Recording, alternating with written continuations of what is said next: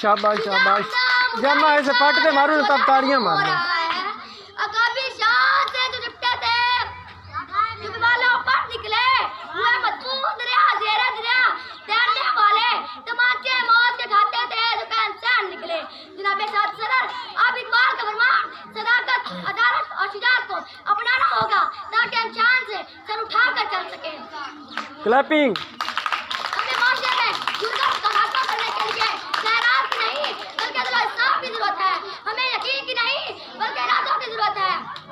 जब अपना काफिला वो यकीन से निकलेगा यहाँ से जाएंगे रास्ता वहीं से निकलेगा।